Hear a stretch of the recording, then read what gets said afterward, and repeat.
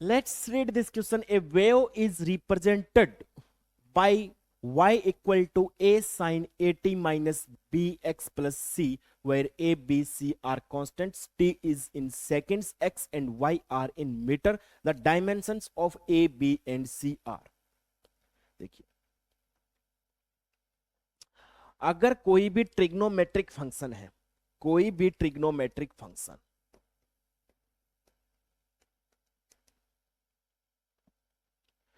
आप साइन ले लीजिए, कोस ले लीजिए, जो अंदर है, अंदर सिर्फ एंगल होता है।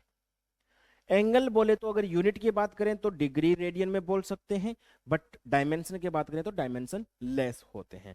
अगर डायमेंशन लेस होते हैं इसका मतलब, और साथ ही साथ हमें यह भी पता है फिर यहां जो है वो क्या है, डायमेंशन लेस।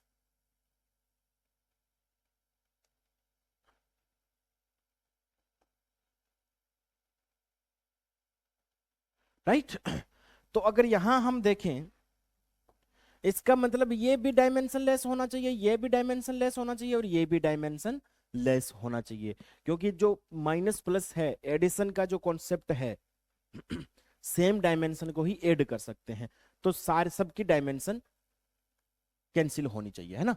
तो अगर मैं यूं बोलूं कि 80 की डायमेंशन नहीं होनी चाहिए, यानी जो 80 है उसकी डायमेंशन नहीं होनी चाहिए, m0 l0 t0 होना चाहिए, तो मैं क्या लिखूंगा, a की डायमेंशन और इनटू t की डायमेंशन। t की डायमेंशन क्या है, यहां पर तो टाइम है, टाइम है तो क्या लिखूंगा, t कैपिटल T और equal to m0 l0 t0। Right, तो अगर मैं a की डायमेंशन की अगर बात करूं तो क्या हो जाएगा, t-1। राइट, यानी t-1 से t का मल्टीप्लाई कर दूंगा तो डायमेंशन खत्म हो जाएगी। वैसे यहां पर x की क्या है, l, है ना, तो अगर b को मैं l-1 रख दूं तो कैंसिल हो जाएगा और c यहां पर साथ में कुछ है ही नहीं, तो खुद ही क्या हो जाए, m0 l0 t0 हो जाए।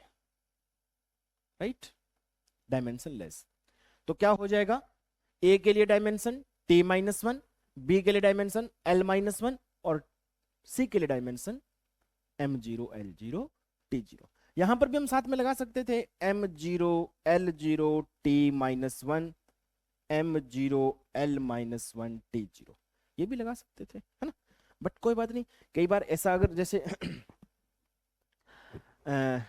बहुत जगह अगर मास है ही नहीं यूनिट में, डायमेंशन में, तो उसको हम m को लिखते ही नहीं है अक्सर, है ना।